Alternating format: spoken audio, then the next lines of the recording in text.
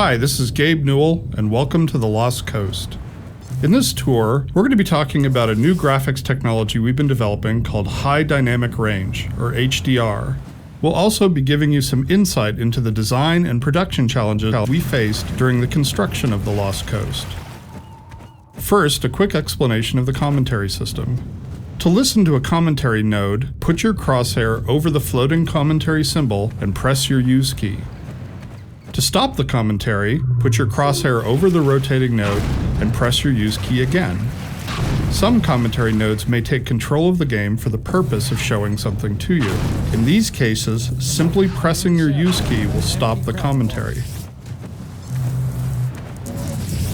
When the art team started to think about a location that would demonstrate the power of HDR, a beach was one of the first choices we made. The visual relationship between the sky, the water, and the rocks is something we could not achieve without HDR. In order for high dynamic range to correctly simulate the light's interaction with the surfaces around you, like these wet rocks, we needed more precise information about the surfaces than we've had in the past. And now going forward, we're modeling textures in 3D packages to ensure that the physical information encoded in the texture allows HDR to correctly bounce light off the surface. We also designed the colors and values of each surface to ensure they will be correct across all exposure levels. With conventional rendering, seen here on the left, if something on the screen is 20% reflective, like the wet sand, then the maximum reflected brightness could only be 20% of the maximum brightness of your monitor. HDR's more accurate simulation of light ensures that the sun's reflection on this wet sand appears as it would in the real world, which could potentially use 100% of the maximum monitor brightness. HDR uses bloom to simulate light that is beyond 100% of a monitor's maximum brightness.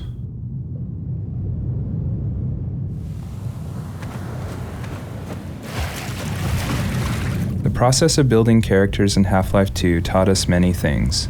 By the end, we believed we'd figured out a more effective process for designing and constructing characters. This fisherman is the first character we built using that process. Design-wise, the fisherman was focused on showcasing HDR and the way light falls on human skin.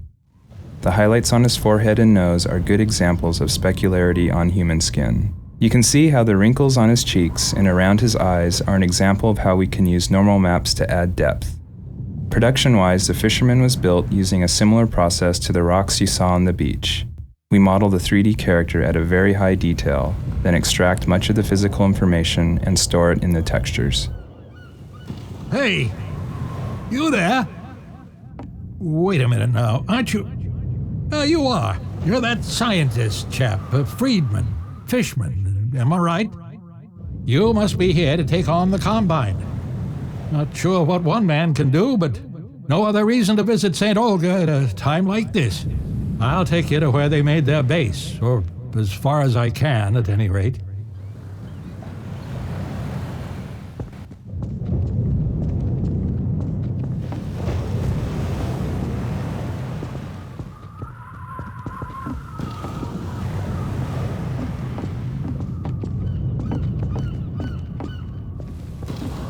Water presents us with a lot of rendering challenges.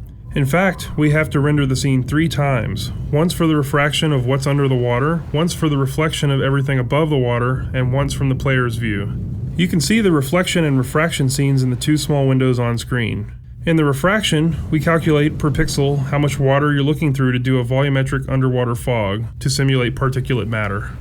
For our full HDR solution, we had to go through the entire engine and modify every bit of code that calculated light and color. For example, these water reflection and refraction renderings had to be improved to support the full range of contrast values. Here, now, let me just unlock this gate for you. Got the key right here. There we go. Get along now, laddie. Destroy that gun and no dawdling.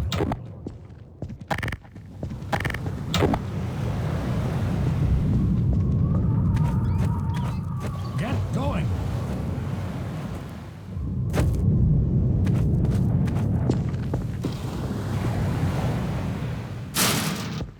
There's a path up the cliff. Step lightly now.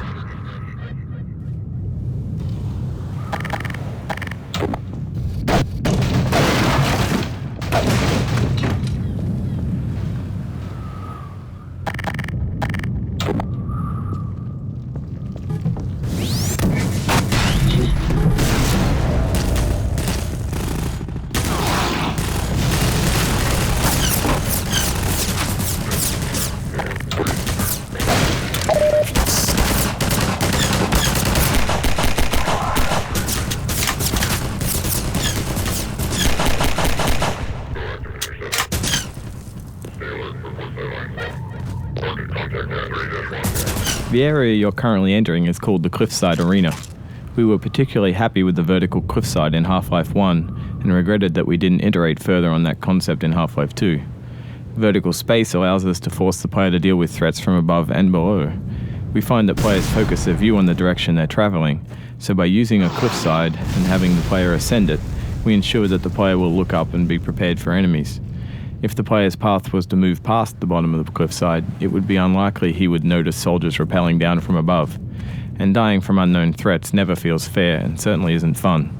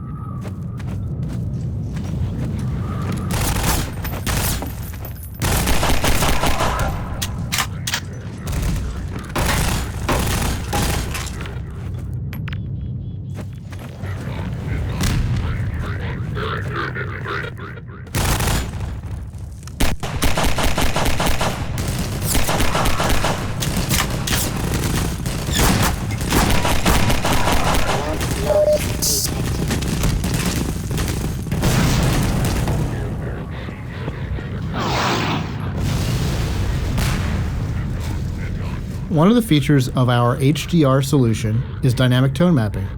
The easiest way to think about dynamic tone mapping is that it's a method of simulating the way the human eye reacts to light. In the real world, you've probably walked into a dark room and noticed your eye adjusting to the darkness, letting you see better after some time. Or you've walked out into a bright day and been blinded by the sun, only to have your eye adjust and allow you to see normally. Your iris is adjusting itself in response to the amount of light hitting your eye. Dynamic tone mapping simulates this by automatically adjusting the exposure of the scene to mimic the behavior of your iris. You can see this as the view moves from the dark tunnel to the bright sun and back again. Here, you can see the way we calculate the amount of light hitting the player's eyes. We take a snapshot of the scene, measure the brightness levels, and then use that to adjust exposure. We consider light at the center of the screen more important than at the edges to better simulate the geometry of the eye. The courtyard in front of you is a space we call an arena. Arenas are built to hold the player for a period of time and usually contain combat or some other challenge.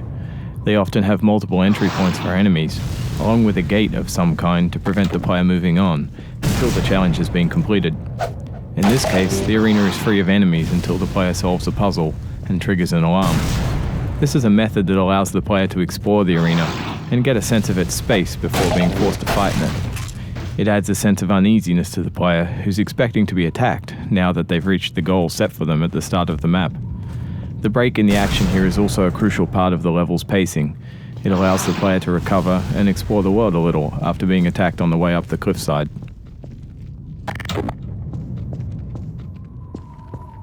The Source engine supports a wide variety of shaders. The refraction shader on the window here requires us to copy the scene to a texture, refract it, and then apply it to the window surface. To fully support HDR, every shader in the engine needed to be updated. So this refraction shader was improved to support the full range of contrast. If you viewed the sun through this window, it would be refracted correctly.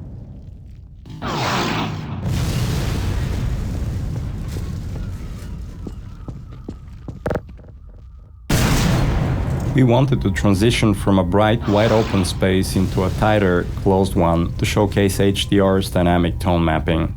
We also like to focus on contrasting elements in our settings, like ancient human architecture and futuristic combine technology.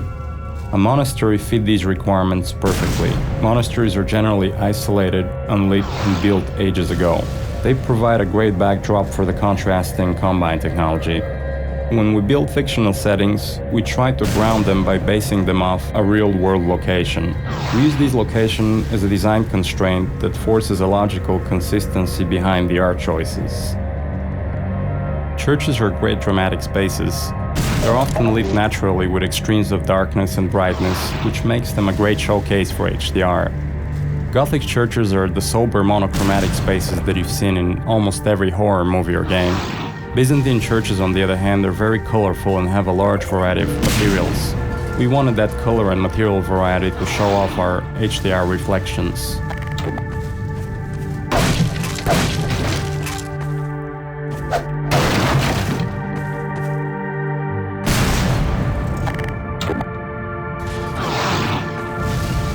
Our games are filled with things we call gates, which are essentially just challenges that the player must overcome to drive the experience forward. We used a puzzle here since the player has been through combat and exploration recently. When we design challenges, we try to ensure that the player's goal and the action required by the player are both fun. It's not hard to create interesting goals for the player, like stopping this machine from shelling the nearby village, but the action required by the player to solve the challenge needs to be fun as well.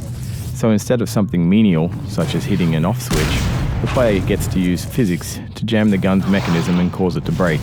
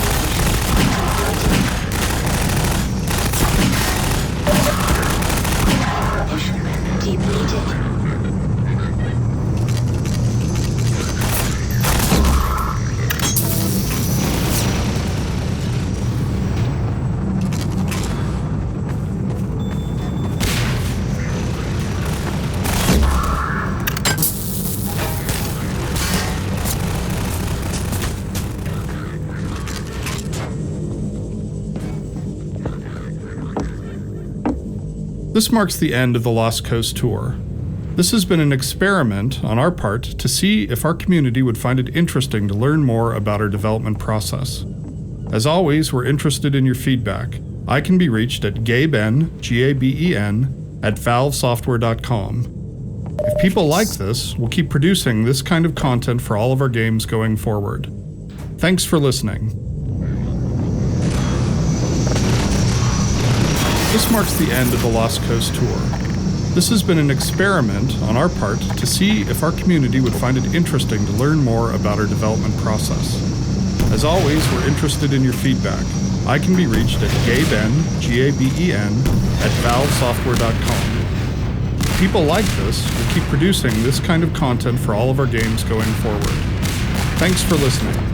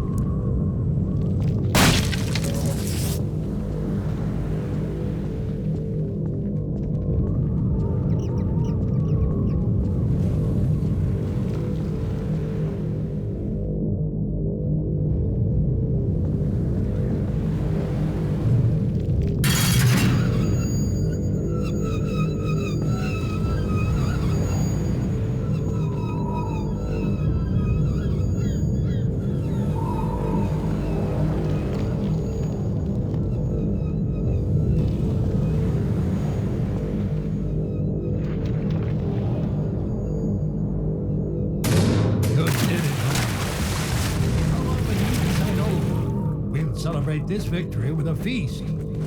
I hope you like leeches. Hey, where you going? You're getting fuzzy around the edges. Well, I guess you got other places to be. Nice knowing ya.